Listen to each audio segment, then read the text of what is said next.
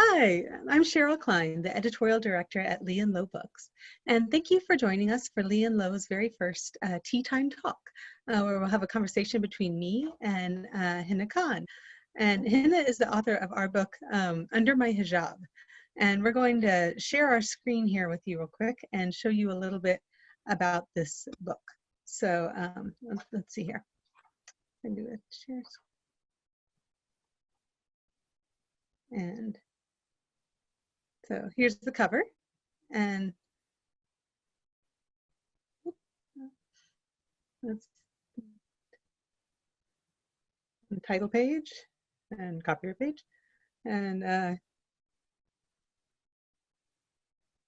here we go, and I'll read a few pages for you. Grandma peeks into the oven as a brown loaf of bread starts to rise. Her hijab is carefully folded, like the crusts on my favorite pies. When she's at home in her kitchen, Grandma fixes her hair in a bun. We mix up some chocolate cookies and share a sweet treat when they're done. Mama makes jokes with her patient as she peers in his ears and his throat. Her bright pink hijab looks so cheerful, tucked into her tidy white coat. At home, Mama lets her long hair down as she rolls up the sleeves on her shirt. We laugh while we plant pretty flowers and make a big mess with the dirt. Auntie works hard in her studio. She's always dressed funky and cool. Her silky hijab towers up high, pinned with a handmade jewel. I help hang my very own painting on the wall of her colorful home. Auntie's hair is streaked pink and purple, a fine work of art she can comb. And actually, if you don't mind, let's skip to the end real quick because it's such a nice ending. I'd love to share that with readers too. Okay. These wonderful girls and smart women inspire me with all that they do. I can wear my hijab like each of them or try something totally new. Under my hijab in a headband or a clip with butterfly wings, my hair shines bright like my future. I can't wait to see what it brings. I love that. That's the end. That's the end, yeah. So the most basic question, like, where did you get the idea or what inspired you to come up with the book in this? Yeah, so as everyone can tell, I'm not wearing hijab, so it's not something that I observe personally. So why would I decide to write about it? And I think it's because, hijab is, of course, this very outward expression of faith. It's, symbol. I feel like Muslim women and girls who wear it are very visible and, of course, attract attention, sometimes unwanted attention during challenging times. And even though I don't observe the practice myself, I have family members and friends who wear it, who all defy any types of stereotypes that we hear about women who wear the hijab or what it represents.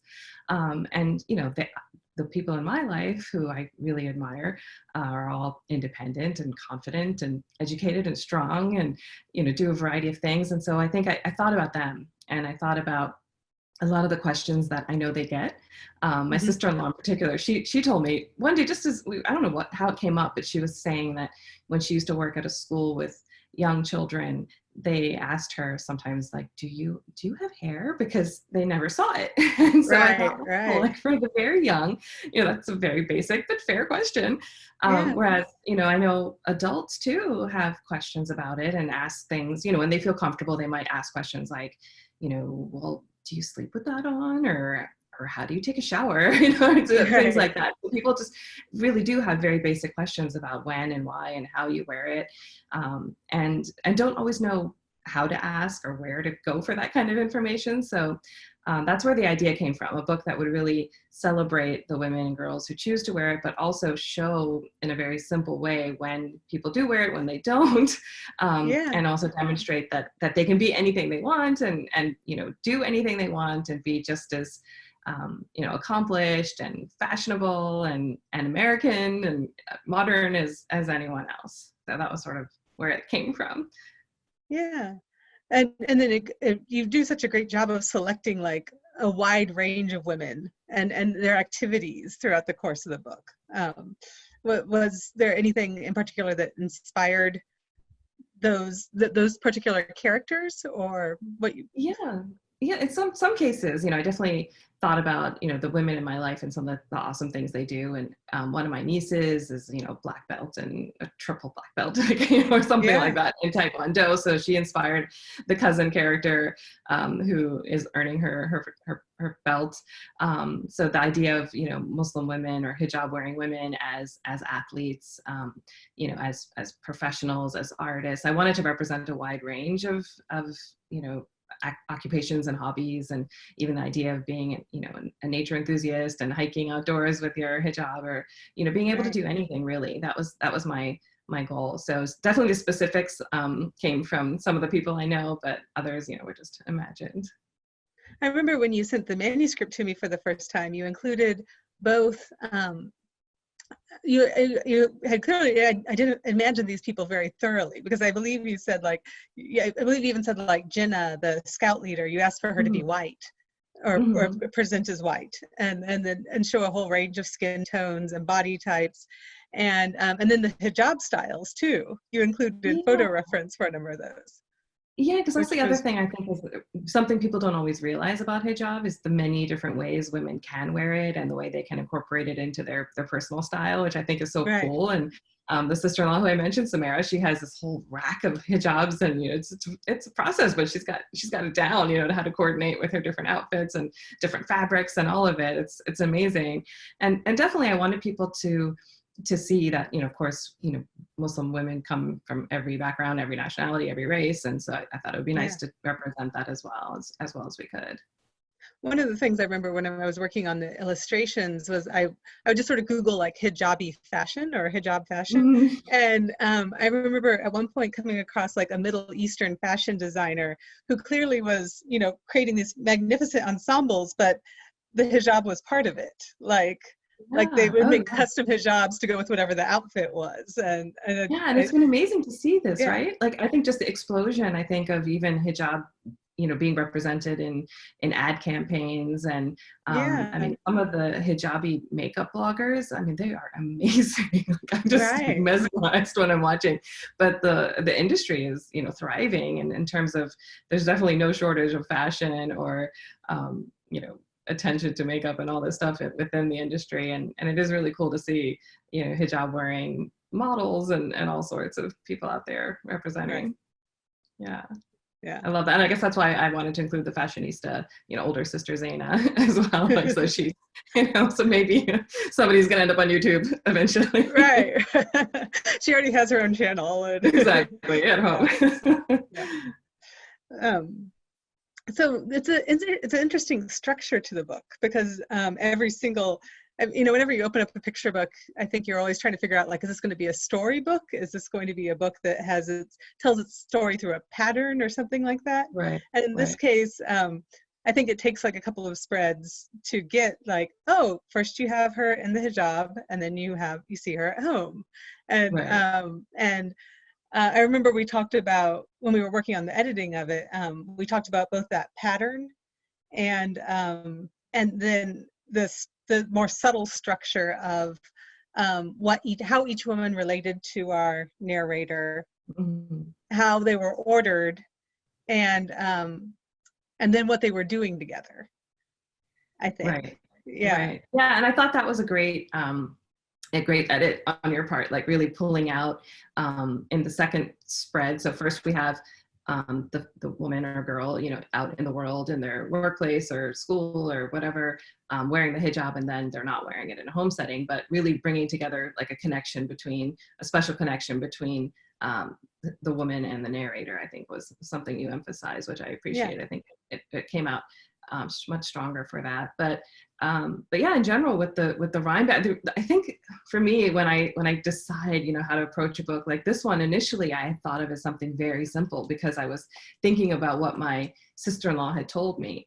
And so with the whole idea of Under My Hijab, I literally thought of explaining that under my hijab, I have hair, I Right. have ears, I have, and then maybe going from, the concrete to the more, abstract concepts, like I had the same feelings, or, the same heart, or, or I have a heart, or, you know, feelings or thoughts. And I often mention this when I visit kids at schools, especially little ones. When I'm talking to preschoolers, I'll take a hijab and I'll put it on and ask them, you know, it's always an affirmation, you know, don't I look nice? And they all, or I used to actually just say, do I look nice? And they would all say yes, very politely. Yeah. But I would ask, you know, am I the same person? And, you know, yes. And, you know, do I speak the same? Do I feel the same? Do I think the same? So I feel like for little ones, you know, just that very basic message was something I was hoping to get across. But in terms of trying to structure that, it felt very much like almost like a lift the flap book, or like, you know, Oh, yeah. a board book, or it was just too simple. And I felt like it wasn't enough of a story, and it maybe skewed too young. And then, you know, so that's where I started thinking about it. And then it sort of evolved into the book it is, where I was thinking Yeah. about the different women, and then the pattern of hijab on, hijab off, and then the rhyme, I don't even know. Like, once I get stuck, and I think I tried it both ways. I'm pretty sure I tried it both ways, and then felt like it wasn't working. And maybe when you have, When it wasn't I written in found, rhyme, you mean? yeah, and Yeah. it just didn't. I felt like with having a pattern, it just helped with the predictability in a Mhm. way. That makes sense. Yeah. And Yeah. it So makes you're it sort of feel, very comforting and stable. And you know, like the ba bum right. ba bum ba bum ba bum of rhyme. Yeah. And it's such a book about a girl who was confident in herself and all the women around her, maybe. Yeah. You Yeah. know, And that like was so important it to me. reinforces Yeah. that sense of security and confidence, perhaps. I don't, yeah. Right. Yeah. And I that's what I really, you know, more than anything wanted with this book, was that I wanted, well, positive representation, but also this Mhm. idea of something, you know, that would instill pride, and that, you know, it's not, you know, at all about the challenges of wearing hijab, which of course, you know, there are many, we know. Right. And I didn't feel like I could speak to that as somebody who doesn't wear it. It wasn't really my story to tell in terms of what it might feel like to wear the hijab, or how I might be treated, or so on. So I felt like for me, it was appropriate to write from the perspective of this outside observer, this girl who's Mm. admiring the women and girls in her life, and sort of. So I'm glad you say that, because that pride is sort of what I wanted people to feel and Yeah. capture in the story. So I'm glad you said that. I know when I talked about it editorially, like with librarians and with our sales team and so forth, I described it a couple times as like a princess book for for contemporary Hmm. Muslim girls, like just in the sense that everybody deserves to see the chance where their culture is represented, and the specific aspects of their culture are represented as beautiful, you know, Yeah. and positive. And I think Aaliya's pictures did such an amazing job of getting that They across do. with all the details, like the embroidery on the edges. And Oh of course, it yeah. helps that she wears a hijab herself. And Yeah. yeah, Definitely. And I love the way she captured, I love the art. I do think it has this very um, not princessy, or very yeah. just a warm, appealing, inviting style. And I love, actually, one thing I learned not to do in school visits was point out at the beginning, before I read, that there's butterflies on every spread, because Oh, then the kids would like start pointing, or like trying to show the other where the butterfly is, and sometimes they're hard to see right away, especially right, on a screen. And so I was like, okay, I'll point that out when I'm done, right. and let kids go look for those on their own. But like even little touches like that, the fact that she has these butterflies, you know, running through the book, I thought was so clever. And the way she even hides them, like on the, you know, the kitchen jar that's holding the utensils in grandma's kitchen, or, you know, on a pillow, or Right. things like that. It was very cute. So I feel like Yeah. there's little nuggets in there for kids to discover. For any of the writers who may be listening in, you, the way that picture books work generally is that the author sends in a manuscript, and then the editor goes out and finds a illustrator. And in this case, I knew I wanted to find somebody who could really bring that that experience of wearing a hijab to the book. And so I literally like looked up hijabi art as a hashtag in Tumblr, and that led me to Aaliya's Tumblr page. And she was Mm. at the time, I forget whether she was 17 or 18, but she had just graduated from high school, and her art but she'd been making art since she was 13 or 14 years old. And so she was a really experienced artist, or, you know, and her art already had that warm representational feel, that charm, and that, and she clearly just had so much passion for the subject. She had a whole little series called Hijab Bees, where like was sort of bees in hijab. So she was clearly already passionate about it, and so I reached out to her and I said, hey, would you be interested in this? And she was like, yes. And then I sent it to Hena and we talked about it, and she did a sample spread for us, and so it was really exciting to work on her first book with her. And we had a great art director on it, and we went through many rounds altogether, but every draft you could see her putting it together better and better, and coming up with things like the butterflies, like on every spread, that just lifted it to the next level. And she's now gone on to illustrate at least 2 more picture books. Yeah, it's been amazing to see her career launch. And yeah, and then she's still in college, and she's like studying animation, and so it's really thrilling to have to be part of something where you can see her going on to a great career, in whatever artistic form she chooses. Can you imagine, like, you're still a teenager and you have published? You have a book.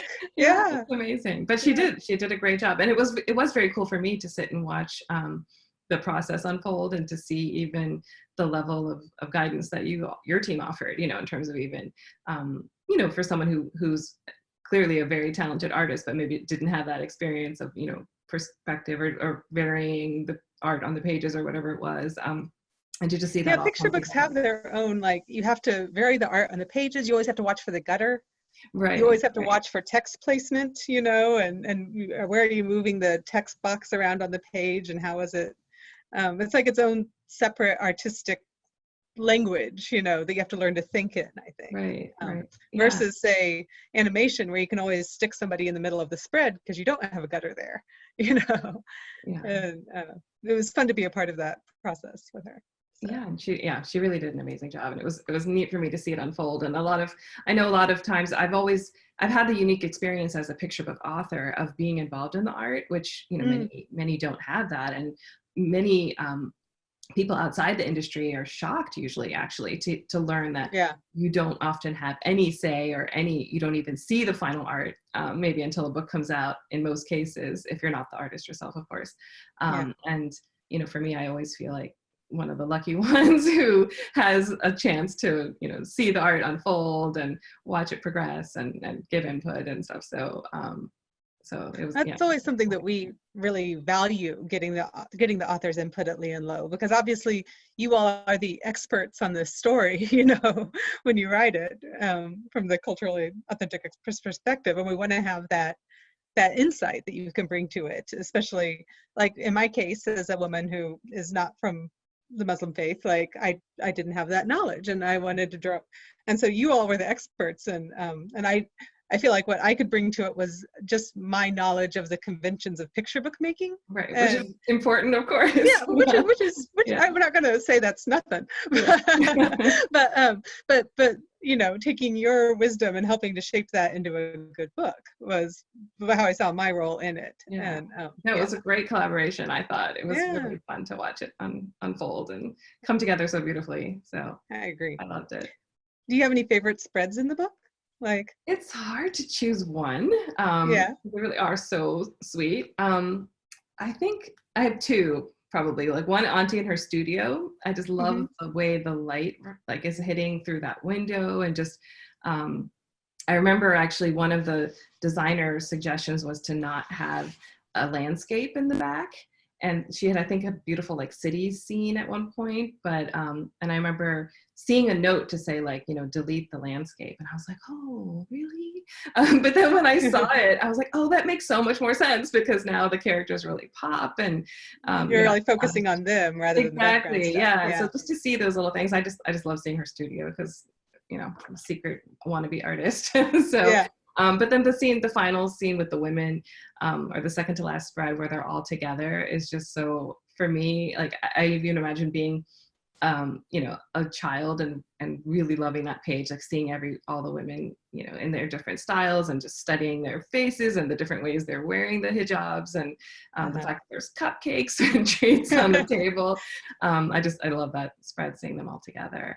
That's And my favorite too. With like all there's a good sense of community, exactly. and all these women are around this girl, loving her, loving each other, you know. And and I love that the people in the background are having a good time, and that we see, you know, again, a real nice mix of community and women, you know, not wearing the hijab as well, and which I think is, you know, something important to include. And and another thing I just really love about Aaliya's art is that it just feels very fresh and contemporary and current, you know, like just the little details. And so, you know, I feel like one of the challenges that the Muslim community faces, or Muslim women in particular face, is this idea of being foreign or other, or you know, backwards or something like that. So this book feels very modern. It feels very, you know, Western American, you know, it has these little touches, and I love that about it, because it just brings everything together. And I feel like these messages sometimes are, you know, things we don't realize that we're taking in, but we are, of course. And so something like this, where you're seeing